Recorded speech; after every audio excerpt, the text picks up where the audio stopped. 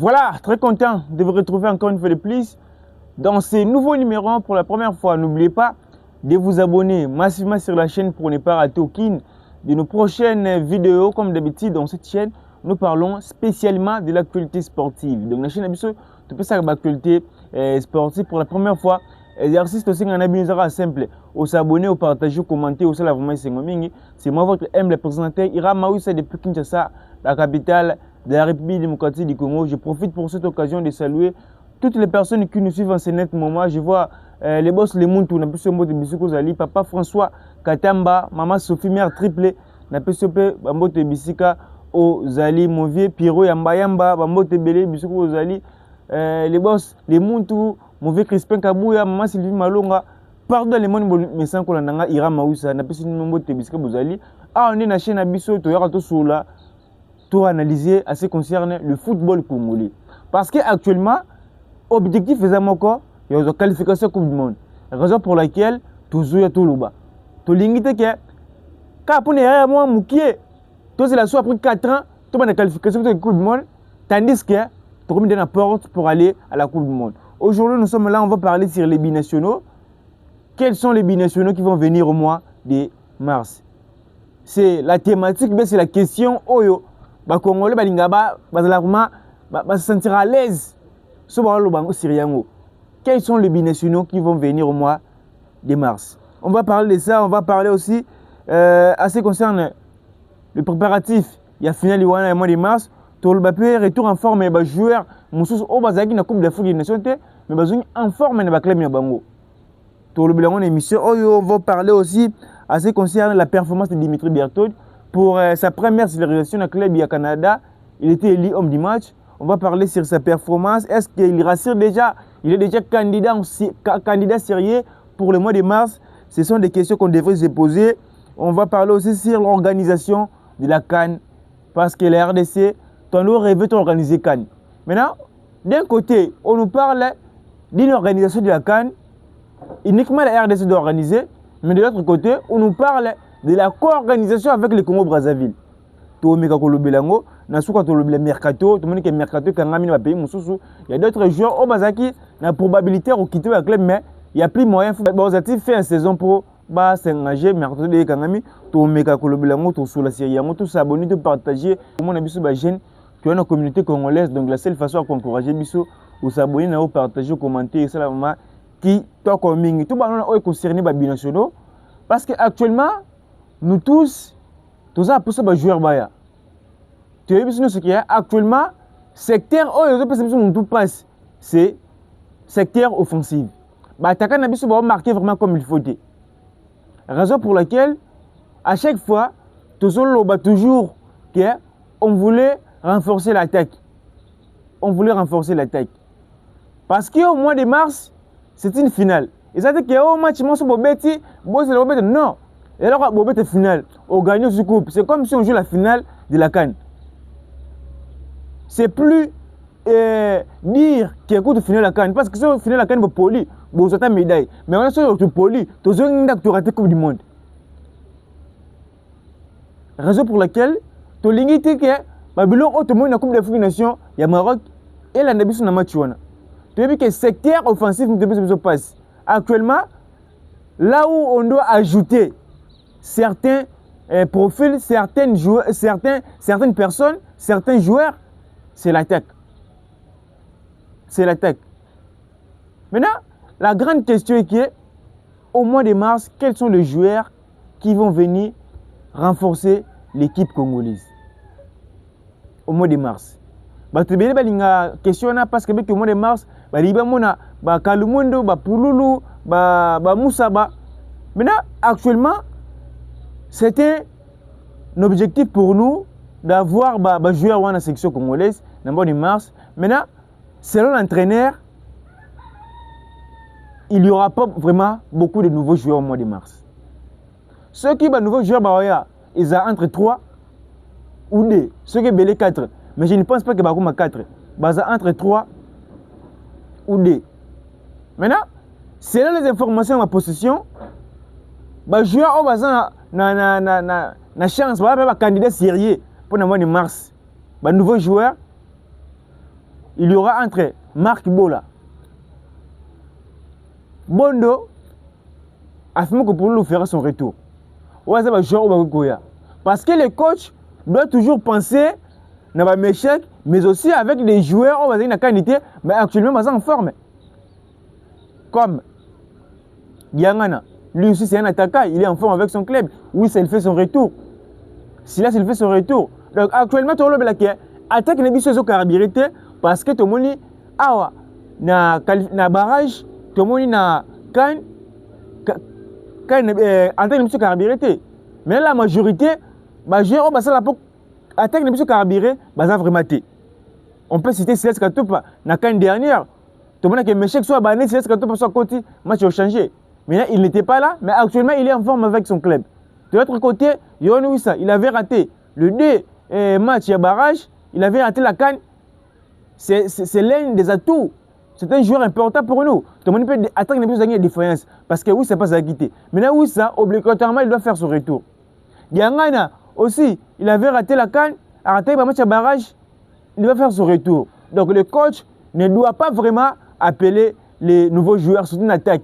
Raison pour laquelle, s'il y aura un nouveau joueur, on va entre 2 ou 3 dans le mois de mars. C'est que je peux vous rassurer en bref. On va entre 3 ou 2. Dans l'attaque, je pense que le coach a fait appel à Afimiko Pouloulou. Maintenant, il doit toujours penser, ou bien il y aura des joueurs qui vont retourner à Bango. Silas Katopa, il doit faire son retour. Diangana Wissa, Pouloulou, ça retourne à Bango. Déjà, dans la hiérarchie entraîneur, mais chaque joueur a tout majeur. Sipenga, il rassure avec son club.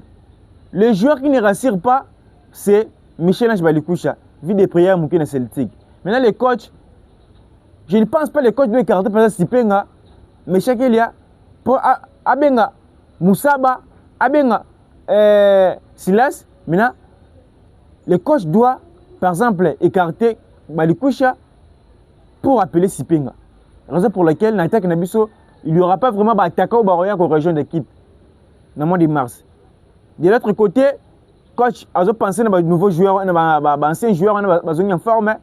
Mais de l'autre côté, vous devez passer à la TV pour te dénoncer biloko o entraîneur basalaka eza bien té. Vous voyez, les joueurs locaux ba Moussa Bawana, ce sont des joueurs oyo baza pris en bête à la section congolaise. J'ai vu dans les réseaux ba dozo publier que Moussa Ba se passe si premier drapeau il y a RDC, il pense plus à jouer pour le RDC.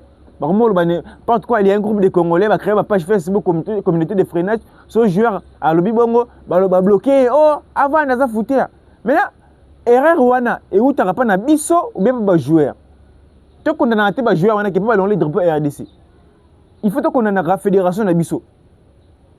Parce que au moment où le joueur wana va mettre le wana yeti Moussa Bawana na Samu Sport. Tant en deux bétana. Dans la interview moi qu'on a Léopard foot, il avait bien dit qu'il est prêt à jouer pour la RDC, mais il est prêt à jouer pour la fédération hollandaise, la fédération congolaise. Mais il n'y a aucune fédération on va contacter. C'était déjà une façon de relancer message. C'était déjà une façon de relancer message. Mais bisous tu as contacté. Actuellement, Aza Fernabach, il est titulaire indiscutable. Donc, il peut aussi penser à aller rejoindre Pays-Bas. Par là, tu as condamné que oh, Aza faux, pas dans ce bongo. Mais Aza faux, tu n'as pas bisous. Toi, si la joueur soit à matin niveau, tu es contacté. Non. Joueur de sa potentialité, il joue dans un club à la deuxième division. Même si on a sélectionné, il faut aller le contacter. Il faut aller le contacter. Déjà dans le Romata, il va venir. Même si quand il est jeune, tu bien à une équipe d'âge. Nous, à Sadiki, Moukao. Pourquoi Aboua qui offre à la Belgique? Parce que Bazaki déjà sélectionné une équipe d'âge. Bazaki déjà une culture congolaise. Pour pas quitter les qui passe. Vous voyez, la majorité des joueurs mettent une équipe d'âge, Bazalaka sélectionné. Parce que maman a déjà s'adapter à la culture congolaise. Même papa nous a dit qu'à l'Obango. Il était surpris, au moment où il a accepté qu'on mette un léopard de RDC. Mais il y a beaucoup de Belgique, nous sommes en Belgique. Parce que tu as contacté d'avant, il était déjà bien encadré dans l'équipe d'âge Nabiso. Raison pour laquelle, les joueurs, on a tout condamné à la banque. Tout condamné à la fédération Nabiso. L'autorité Nabiso. Joueur d'assaut avec la TFL, je suis prêt à jouer pour la RDC, mais je ne suis pas contacté. Il a déjà lancé un message. Directement, on doit profiter sur ça, te contacter. Joueur à être Mitigi, non, c'est l'entraîneur, c'est la fédération de football qui contacte les joueurs. Maintenant, s'il passe à la télé, il dit ça, il fait la sortie médiatique à l'Obiongo. C'est-à-dire qu'à lancer des messages, c'est à nous de prendre la responsabilité à Robingaï. Vous voyez? Et ça, bon. Pour nous, binationaux, c'est bon. Raison pour laquelle, bon, on a peine la liste de Bimi, il y en a aussi qui ont Moussa Bana aux Anaïti. Tu vois, on a le lobby. Puisque tu as le mapété, mais on a Moussa Bana aux Anaïti. Quand tu as dit ça, c'est là ce qu'on topa, bah oui, ça, bah diangana, à tiki, bah méchec, bah zongi sous. Maintenant, tu as aucun wap. Tandis que, tu as une équipe très compétitive. Lorsqu'on a Moussa, par exemple, on a Silas Katopa qui est en forme, Moussa va forme, mais chaque ne peut plus être là. On ne va pas s'inquiéter.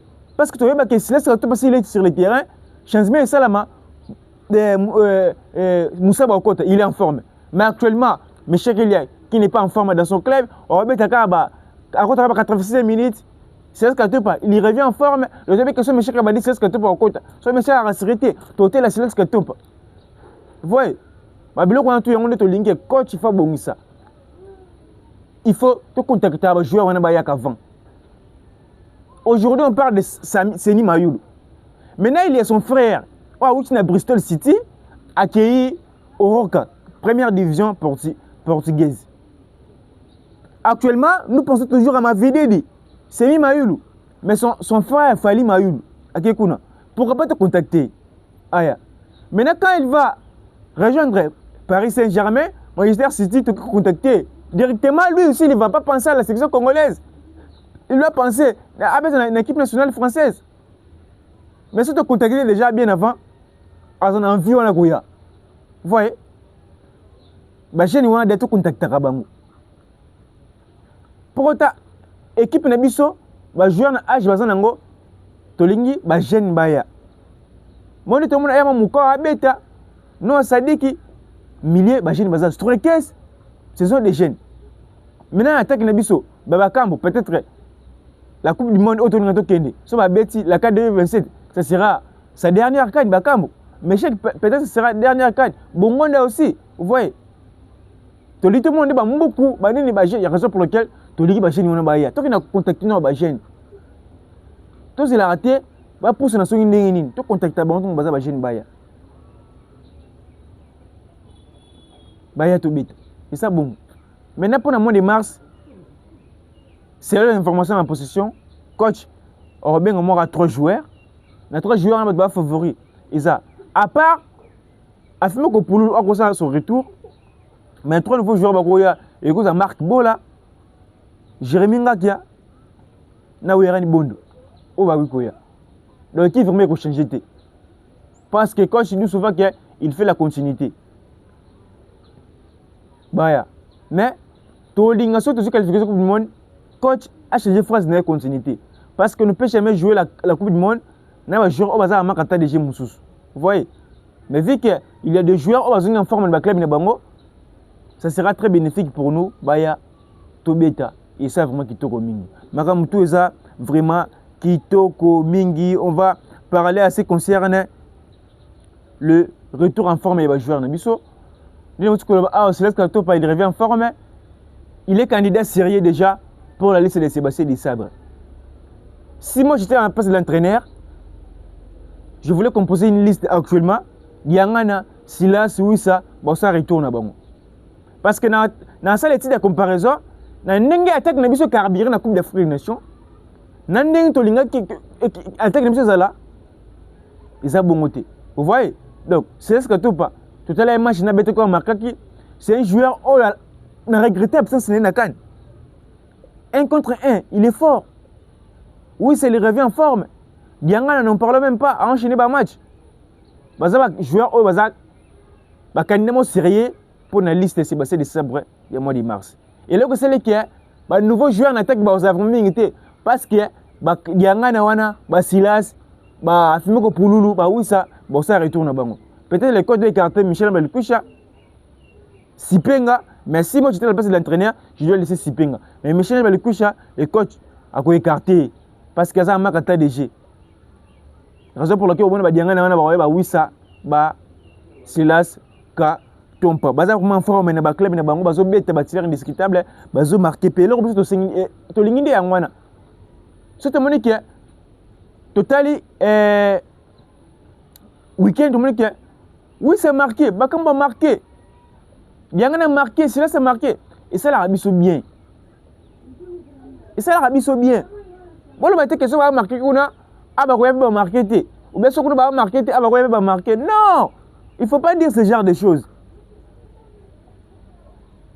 Ce joueur a marqué déjà.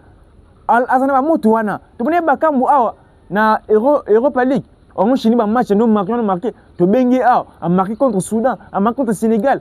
Un match Bela a marqué contre Togo a marqué. Vous voyez. Ce joueur a enchaîné a marqué. Rythme on est Rolandaï. Ce joueur a marqué pété. En difficulté. Rythme on est Rolandaï. Ce joueur a marqué. Bah bête en forme. Et ça la biso Kito Roming. Tout le monde a commencé à bonne nouvelle. Actuellement, tout le monde a Moutoussa m'a marqué. Bouchir a marqué. Banz a marqué. Ouais, oui, ça a marqué. Diangana, Silas a marqué. Bongo a marqué. Et ça a bien.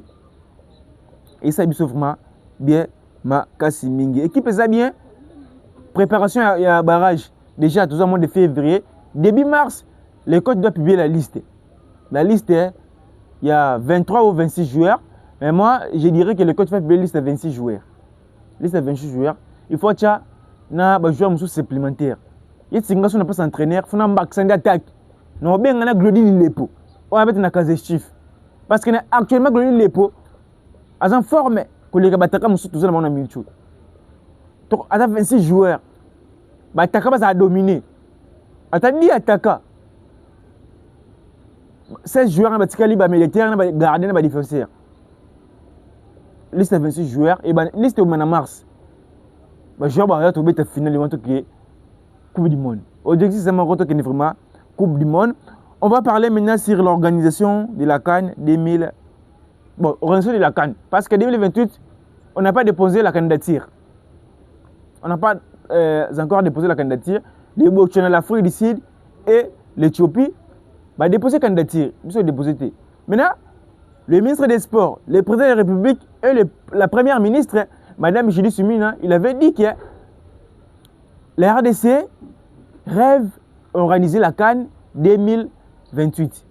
Mais on peut dire que ce n'est plus une priorité pour nous parce que l'équipe peut déposer candidature, si on va balancer la biseau, on peut se mettre à priorité. Maintenant, il y a d'autres sources. La RDC pense à organiser la prochaine CAN, hormis la CAN 2027 et 2028, la prochaine, la RDC fera la co-organisation avec le Congo-Brazzaville. Et là, quand c'est la mission passe, il y a Moni organisera la Coupe d'Afrique des Nations, sur le des pays. Il faut organiser un pays où il y passionné de football. Na Brazzaville, ministre de la football les a priorité pour nous. Je vois le Kenya, la Tanzanie, l'Ouganda organiser la CAN et ça l'a bien. Organiser chaîne, tout le monde que chaîne les a réussi pour na bango. Parce que Kenya a la CAN, a la chaîne, Ouganda a la CAN, a la chaîne, Tanzanie n'en parle même pas. Maintenant Brazzaville a la été. Na ben Francis Tir, Ouganda a la licona biso, et ba stade, Kenya a la licona biso, Tanzanie a la licona biso. Entre le Congo et le Congo, Brazzaville et la RDC, dans des pays surtout Sangisi, il y a des stades homologués. Biso stade homologué, le stade TP Mazembe. Bango baza Kibasa Maliba homologué. Maintenant, les pays où bazo rêvé, où balinga football va organiser CAN actuellement.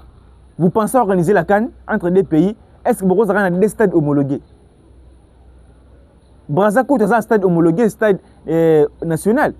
Alfonso Massamba Deba. Mais le stade de Martin n'est pas homologué. C'est le stade TP Mazembe, le stade privé. Vous voyez? Maintenant, des pays vont organiser CAN. Donc, est-ce que vous avez comment la matière? On a organisé CAN. dans un grand pays comme le nôtre, organiser la CAN avec le Congo-Brazzaville, pour moi, c'est insulte. Si je vois le Rwanda organiser même les CHAN, les Gabon organiser la CAN, surtout le que la RDC est la candidate sérieuse pour organiser peut-être la CAN 2030-2031. Attendez, comme après 4 ans, si vous avez les locaux, vous avez candidature, vous avez les autres, vous avez tout un stade. Tout un stade. Tout un stade. Tout ça, bon, 4 stades, et un balamoko. Stade. Ce stade Lumumba. Dans ma taille, 16 ans, ici l'a raté. Est-ce que les pays ont rêvé et organisé même CAN? Est-ce qu'ils ont organisé CAN pour cultiver championnat local? Est-ce que ça m'a bon vraiment? 16 ans, stade ici l'a raté. Raison pour laquelle, j'ai dit à chaque fois, nous sommes dirigés par des autorités de mauvaise qualité. De mauvaise qualité. Mais ça, la vie se passe dans mon thème. Lorsqu'on attaque Barça, c'est sur 44 millions. Pour la RD Soccer d'Afrique, n'a pas d'entraînement. Tandis que le Stade de Martin n'est pas homologué. On a organisé la CAN handball. C'est pour la première fois. C'est pour la première fois. Dans mon en Afrique. Ou bien dans mon na sport, on a que coupe de fois handball, et bien tu m'as gymnase. J'étais là-bas à chaque fois. Na 12h, Brazzaville a besoin d'Égypte. Na 13h, Cameroun a besoin na Cameroun. Quand on a stade, on a gymnase. Mais je ne comprends pas, c'est la Coupe d'Afrique. C'est la Coupe d'Afrique. Coupe d'Afrique des Nations. La Coupe d'Afrique des Nations, il y a bas le football. Ils appellent la Coupe d'Afrique des Nations, il y a handball, il y a bassi. Et puis, on a gymnase. Dans le but que on a biso to linganité. Et c'est ngara bamso bobete boy wana c'est l'arabie. Mais biso ne se bête makana gymnase moko. Je vous dis à chaque fois nous sommes dirigés avec des Congolais de mauvaise qualité. Parmi ces biso maquette va ton stade stade Etienne Tshisekedi Nanjil et Kenda. Mais ça va mbonge bima.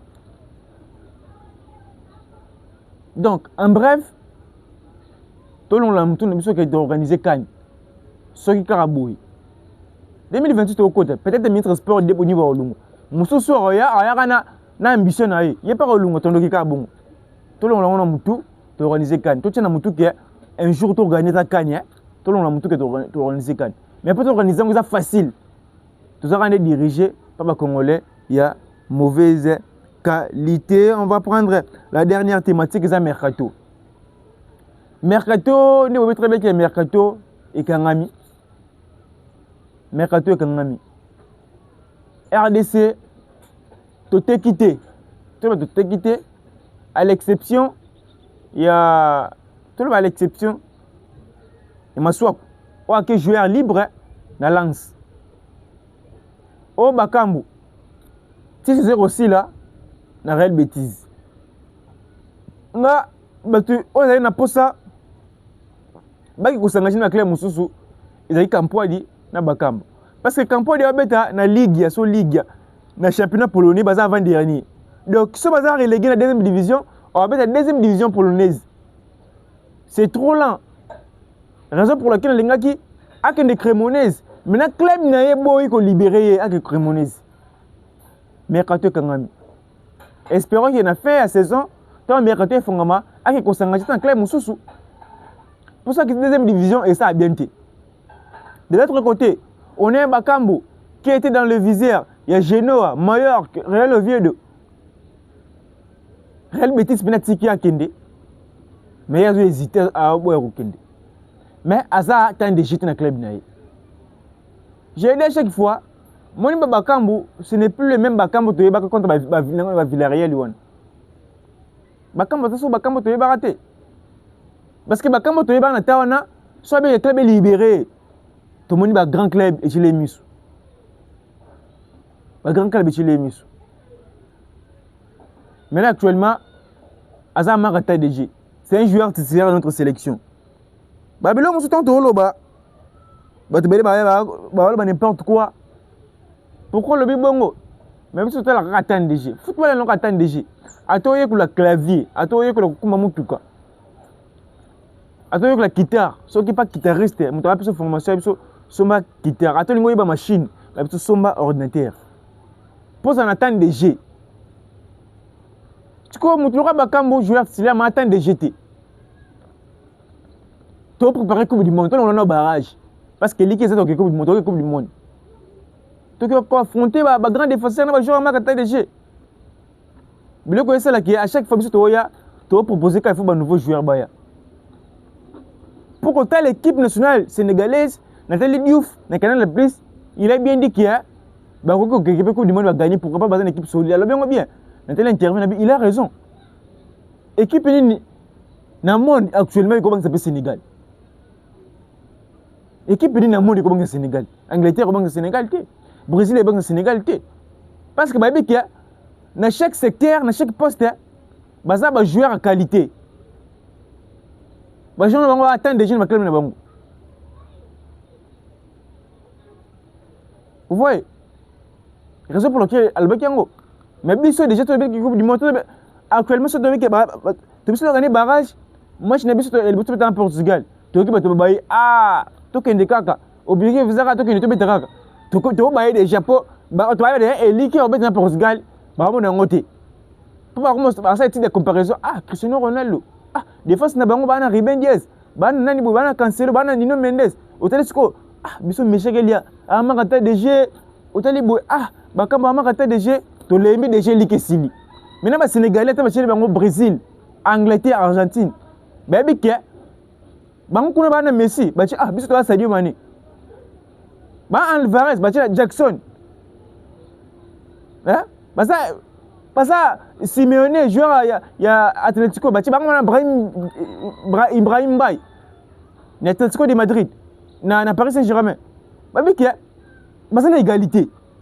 Raison pour laquelle à chaque fois que tu as proposé comme Binational Foubaya. Peut-être comme un standard. Binational Foubaya.